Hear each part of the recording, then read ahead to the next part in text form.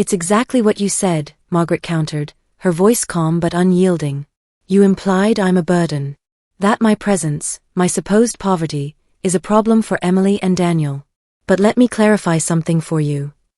She reached into her canvas tote and pulled out a sleek black credit card, placing it on the table with a soft clink. The card gleamed under the chandelier light, her name embossed in silver, Margaret Hensley, Managing Director.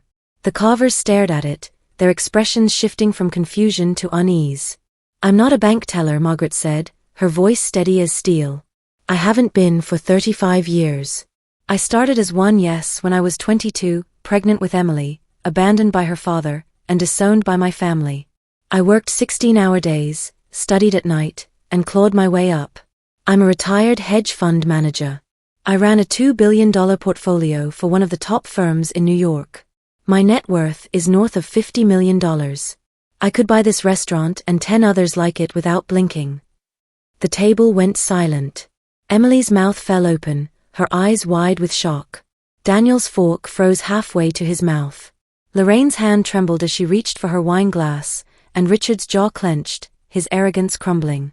Mom. Emily whispered, her voice breaking. Why didn't you tell me? Margaret turned to her daughter, her expression softening. Because you didn't need to know, sweetheart. I wanted you to grow up valuing people, not money. I wanted you to be kind, to work hard, to build your own life. Money can corrupt, and I refuse to let it corrupt you. Lorraine found her voice, though it was strained. This is absurd. If you're so wealthy, why do you live like this? She gestured at Margaret's outfit, her tone a mix of disbelief and accusation. Because I don't need to prove anything, Margaret said. I live simply because it brings me peace. Because I learned long ago that wealth isn't about what you show off, it's about what you do with it. I've funded schools, hospitals, and scholarships in this city for years, all anonymously. I don't need a mansion or a designer dress to feel valuable. But you? You've spent this entire dinner trying to make me feel small because you thought I had nothing. And that tells me everything I need to know about you. Richard scoffed, but his voice lacked conviction. You deceived us. You came here pretending to be poor. I did, Margaret admitted, unflinching. Because I wanted to see how you'd treat someone you thought was beneath you. And you didn't disappoint. You pitied me, patronized me, and offered me crumbs to vanish from my daughter's life. You showed your true colors, and they're not pretty. Emily's eyes filled with tears. Mom, I'm so sorry. I didn't know they'd. I know, Margaret interrupted gently. You didn't know about my money, but you knew how your in-laws are. You saw their looks, their comments, and you stayed silent. That's something you'll need to think about, Emily. Because silence can be as loud as words. Lorraine's face flushed with humiliation. You have no right to lecture us. We've built our wealth through hard work. We've earned our place. Have you? Margaret asked, her tone piercing. Because I built mine too. From nothing. No family money, no connections, just me, working nights, raising a child alone, studying until dawn. I know what it means to earn something. But you? You use your wealth to control, to judge, to feel superior. That's not earning respect, that's buying it. The waiter approached, sensing the tension, and placed the check on the table. Richard reached for his wallet, pulling out a gold credit card with a flourish. We'll take care of this, he said, his voice tight. Margaret slid her black card toward the waiter. No, you won't, she said. This is on me. Consider it a gift from the poor retiree you felt so sorry for. The waiter hesitated, glancing between the cards, then took Margaret's. He returned moments later, his demeanor deferential. Ms. Hensley, everything's settled. Thank you. Lorraine stared at the card, her hands trembling. This is unnecessary, she said, her voice barely above a whisper. Oh, it's very necessary, Margaret replied. Because tonight, you learned something. You learned that money doesn't make you better. It doesn't buy class, empathy, or kindness.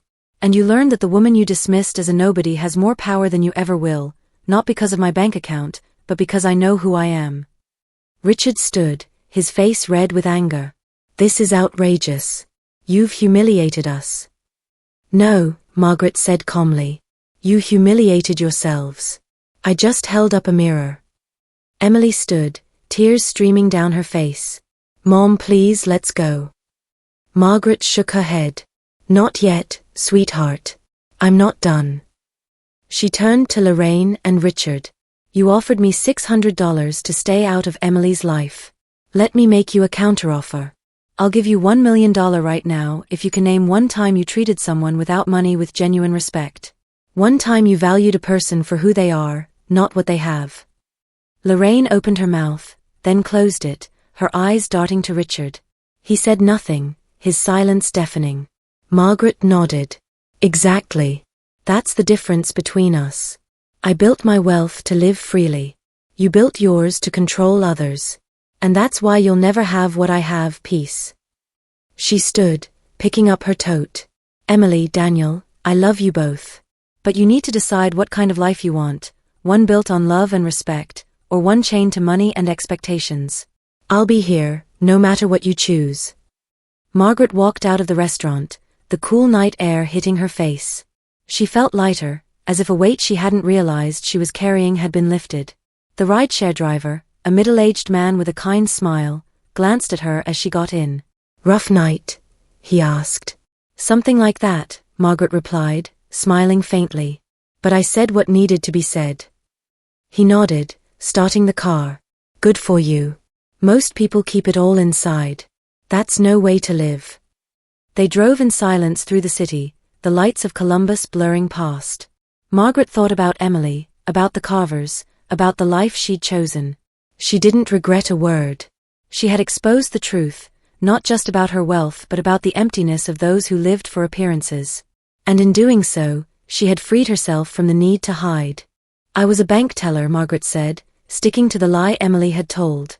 Just simple work, helping people with their accounts, balancing the drawer. Nothing exciting. Richard leaned back, his expression smug. Honest work. Not everyone can handle high finance or investments. It takes a certain aptitude. Margaret nodded, her face earnest. Oh, absolutely. I never understood all those numbers and stocks. I just tried to get by. The waiter arrived and Lorraine took charge, ordering for Margaret, a plain chicken dish, something she'll enjoy without overwhelming her, she said with a patronizing smile. Margaret thanked her profusely, noting the subtle glances exchanged between Richard and Lorraine. Emily fidgeted, her discomfort growing, while Daniel stared at his plate, avoiding conflict. As the meal progressed, the Carvers dominated the conversation, their voices dripping with self-importance. Lorraine talked about their vacation home in Martha's Vineyard, their investments in tech startups, and the private school they'd sent Daniel to, because public schools simply wouldn't do. Richard boasted about a recent deal that netted him $2 million, his tone implying that such sums were routine. Every so often, they'd glance at Margaret, expecting her to be impressed, but she only nodded politely, murmuring, "That's wonderful," or "How impressive." Then Lorraine turned her attention directly to Margaret, her tone syrupy but sharp. Margaret, it must be challenging, living on a fixed income. Do you manage all right? I mean with rent and groceries and, well, everything. Margaret lowered her gaze, twisting her hands in her lap. I get by, she said softly. I'm careful with my money. I don't need much. Lorraine's smile was pitying. That's so brave. I admire people who make do with so little. It's inspiring. Emily's face flushed, and she opened her mouth to speak, but Margaret shot her a subtle look, silencing her. She wanted to see how far this would go. Richard leaned forward, his voice paternal. You know, Margaret, Emily and Daniel are starting a new chapter. We've helped them with a down payment on their house, $75,000, not to brag, but we believe in setting our children up for success. Did you manage to contribute anything when they got married? Margaret hesitated, her voice barely above a whisper. I gave them a little something. Not much, just what I could spare. Lorraine's eyes gleamed with satisfaction. Every little bit helps, doesn't it? It's the thought that counts. The condescension hung in the air like a fog. Daniel shifted uncomfortably, and Emily's hands clenched under the table. Margaret kept her expression neutral, but inside, her resolve hardened. She had seen enough. The Carvers weren't just wealthy, they were cruel, using their money as a yardstick to measure others' worth. She decided it was time to change the game. The waiter brought the entrees, delicate plates of artfully arranged food. Lorraine commented on the $90 price of her lobster, worth every penny for quality. Margaret ate her chicken slowly, nodding along as the carvers continued their monologue about wealth and status. Then, during a lull in the conversation, Lorraine leaned toward her, her tone falsely maternal. "Margaret, I hope you don't mind me saying this, but we're concerned about Emily and Daniel. They're building a life together, and we want to ensure they're stable. Financially, emotionally, you know? We've been generous with them, but we worry that you might need support at your age. Living alone, on a teller's pension." Margaret tilted her head, feigning confusion. "Support?" Richard jumped in, his voice firm. "What Lorraine means is, we'd be happy to help.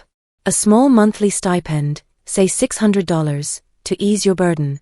It's only fair, so Emily and Daniel don't feel obligated to, take care of you." Emily gasped. "Dad, that's not."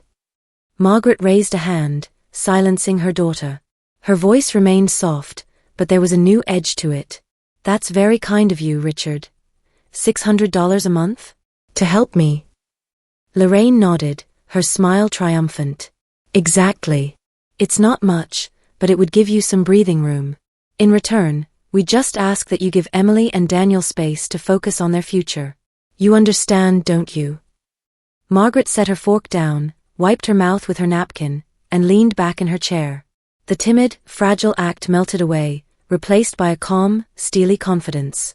She looked directly at Lorraine, her eyes sharp and unyielding. "That's an interesting offer," she said, her voice clear and steady. "But before I accept, I have a few questions." Lorraine blinked, caught off guard. "Of course, go ahead." Margaret folded her hands on the table. "You mentioned the $75,000 for the house. Very generous. And I'm guessing you've helped with other things? Vacations, maybe? Cars?" Richard puffed out his chest. "We paid for their honeymoon. $20,000 for 2 weeks in Italy. We believe in giving our son the best." Margaret nodded slowly. "So $95,000 total. That's a lot of money. Tell me, Richard, Lorraine, has that money bought you anything? Respect? Loyalty? Or just gratitude?" Lorraine's smile faltered. "I don't understand what you mean."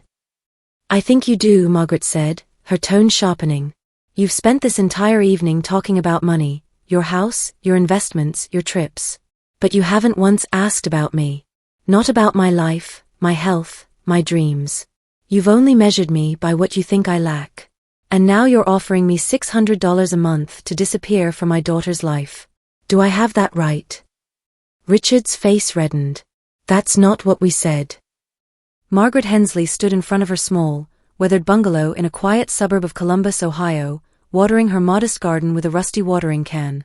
The roses were in full bloom, their vibrant reds and pinks a stark contrast to the peeling paint on her front porch. She wore a faded denim dress, a pair of scuffed sneakers, and a wide-brimmed hat that shielded her face from the late summer sun. To anyone passing by, she was just another retiree, scraping by on a fixed income, tending to her flowers with care. But Margaret was anything but ordinary. At 62, she was the secret benefactor behind half the town's charities, a retired hedge fund manager who had amassed a fortune of over $50 million, carefully hidden behind a life of deliberate simplicity. Margaret's neighbors knew her as Maggie, the kind widow who baked pies for community potlucks and volunteered at the local library. She drove a 15-year-old Honda Civic, shopped at thrift stores, and clipped coupons from the Sunday paper. Her small home, with its mismatched furniture and outdated appliances, gave no hint of the wealth she had accumulated over decades of shrewd investments. She liked it that way. Wealth, to Margaret, was a tool, not a trophy. She had grown up poor in a rural Ohio town, watching her parents struggle to pay bills, and she had vowed never to let money define her.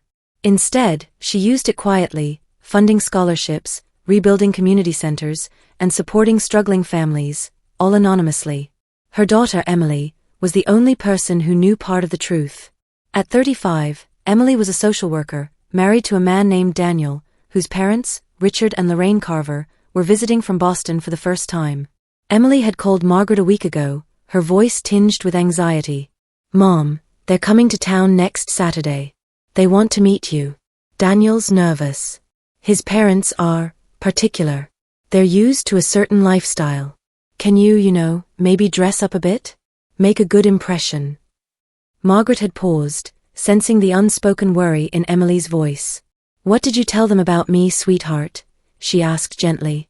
Another pause. I told them you're retired, that you live simply, that you were a bank teller for years. I didn't want them to think. I don't know, that we're after their money or something. They're very wealthy, Mom. They own properties in 3 states, and they're always talking about investments and status. I just didn't want them to judge you. Margaret's heart sank, not out of hurt but out of clarity. Emily was ashamed, not of her mother, but of the assumptions she feared others would make. Margaret had never told Emily the full extent of her wealth, only that she had some savings from her years in finance. She had raised Emily to value hard work, kindness, and independence, deliberately keeping her from the shadow of money's influence. But now, hearing the strain in her daughter's voice, Margaret felt a familiar instinct stir, the same instinct that had guided her through cutthroat boardrooms and hostile takeovers. She wanted to see who these Carvers really were, how they treated those they deemed beneath them. And so, she made a decision. Don't worry, Emily, she said calmly. I'll be there. Just tell me where and when. The following Saturday, Margaret stood in front of her bedroom mirror, adjusting her outfit. She had chosen her oldest cardigan, a threadbare gray thing she'd bought at a yard sale, paired with a shapeless polyester skirt and scuffed loafers. Her gray hair was pulled into a messy bun, and she carried a faded canvas tote instead of her usual leather purse. She looked the part of a struggling retiree, someone who might pinch pennies to afford a meal out. Perfect, she thought, a faint smile crossing her lips. If the Carvers wanted to judge, she'd give them something to judge. She took a rideshare to the restaurant, a sleek, upscale place called Lux in downtown Columbus. The building was all glass and chrome, with valets in crisp uniforms and a menu that boasted $50 entrees. Margaret paid the driver and stepped out, clutching her tote tightly, her shoulders slightly hunched to complete the illusion of fragility. The doorman glanced at her, his smile faltering for a split second before he opened the door. She thanked him softly and stepped inside. The restaurant's interior was a study in excess, crystal chandeliers, plush velvet chairs, and waiters who moved with the precision of a ballet troupe. Margaret spotted Emily and Daniel near the back, seated at a long table by a floor-to-ceiling window overlooking the Scioto River. Emily wore a tasteful navy dress, her brown hair neatly styled, but her face was tense. Daniel, a kind but nervous man in his late 30s, adjusted his tie repeatedly. Across from them sat Richard and Lorraine Carver, radiating wealth like a neon sign. Richard wore a tailored charcoal suit, his silver hair slicked back, a Rolex gleaming on his wrist. Lorraine was draped in a burgundy designer dress, her neck and fingers sparkling with diamonds. They looked like they belonged in a yacht club, not a Midwestern city. Margaret approached slowly, her steps hesitant, her eyes wide as if overwhelmed by the opulence. Emily saw her first and stood, her expression a mix of relief and embarrassment. "Mom," she called, crossing the room to hug her. "You made it." "Of course, sweetheart," Margaret said, her voice soft and slightly tremulous. She kissed Emily's cheek, then turned to Daniel, who stood awkwardly. "Daniel, it's so nice to see you." "Mrs. Hensley," he said, forcing a smile. "Thanks for coming." Emily led her to the table. "Mom, these are Daniel's parents, Richard and Lorraine Carver." Lorraine extended a manicured hand, her smile tight and perfunctory. "A pleasure, Margaret," she said, her eyes scanning Margaret's outfit with thinly veiled disdain. Richard offered a curt nod and a handshake so brief it barely qualified. "Good to meet you," he said, his tone flat. Margaret sat at the far end of the table, as if unsure of her place. She fumbled with her tote, placing it awkwardly on her lap, and opened the menu, her brows furrowing in feigned confusion. "Oh my, these are all so fancy," she said, her voice deliberately shaky. "I'm not sure what to pick." Lorraine raised an eyebrow, her lips curling into a condescending smile. "It can be overwhelming if you're not used to places like this," she said. "Would you like me to suggest something? Something affordable?" Margaret nodded eagerly. "Oh yes, please. I don't want to cause any trouble." Emily shot her mother a worried glance, but Margaret avoided her eyes, keeping her expression naive. Daniel cleared his throat, trying to steer the conversation. So, how was the flight from Boston? Exhausting, Lorraine sighed, adjusting her diamond bracelet. We stayed at the Four Seasons, of course, but even their suites aren't what they used to be. $1,200 a night, and the pillows were dreadful. Richard chuckled. You get what you pay for, darling. Though I suppose not everyone's accustomed to that level of quality. Margaret tilted her head, playing along. Oh, that sounds so nice. I've never stayed anywhere like that. My apartment's cozy though. It's enough for me. Lorraine's smile didn't reach her eyes. How quaint. And you're retired, Emily mentioned? What did you do before? The next morning, Margaret woke early, as was her habit. She made coffee, sat by her kitchen window, and watched the neighborhood come to life. Her phone buzzed with a message from Emily. Mom, I'm so sorry. Can we talk? I need to understand everything. Margaret replied, Come over whenever you're ready, sweetheart. I'm here. An hour later, Emily arrived, her eyes red from crying. She sat on the worn sofa, looking around the familiar apartment with new eyes. Mom, why didn't you tell me? All these years, I thought you were struggling. Margaret sat across from her, her hands folded. I didn't want you to grow up in the shadow of money. I grew up poor, Emily. I saw how it broke my parents, how it made them feel less than human. When I started making money, I promised myself I'd never let it define me, or you. I wanted you to be strong, to value people for their hearts, not their wallets. Emily wiped her eyes. I'm so ashamed. The way Richard and Lorraine treated you. I should have said something. I was just so scared of upsetting them. I know, Margaret said gently. But you saw who they are. And now you have a choice. You can keep living to please them, or you can live for yourself. Emily nodded, her voice trembling. Daniel and I talked all night. He's furious with his parents. We're setting boundaries, no more money, no more control. We want a life that's ours, not theirs. Margaret smiled, pride swelling in her chest. That's my girl. It won't be easy, but it'll be worth it. Over the next few weeks, Emily and Daniel distanced themselves from the Carvers, focusing on their own values. Richard and Lorraine sent angry emails, accusing them of ingratitude, but Emily held firm. She started visiting Margaret more often, asking questions about her career, her choices, her life. Margaret shared stories of her early days, her struggles, and the quiet joy of giving back without seeking recognition. One afternoon, as they sat in the garden, Emily asked, Mom, do you ever regret hiding your wealth? Margaret looked at her roses, their petals bright against the fading summer light. No, she said, because it let me live authentically. It let me raise you to be you, not an extension of my money. And it let me see people for who they really are, like last night. That's worth more than any fortune. Emily hugged her, tears in her eyes. I love you, Mom. You're the strongest person I know. I love you too, Margaret said, squeezing her daughter's hand. And you're stronger than you think. As the sun set, Margaret felt a deep, unshakable peace. She didn't need mansions or diamonds. She had her daughter, her integrity, and a life built on truth. That was her true wealth, and it was more than enough.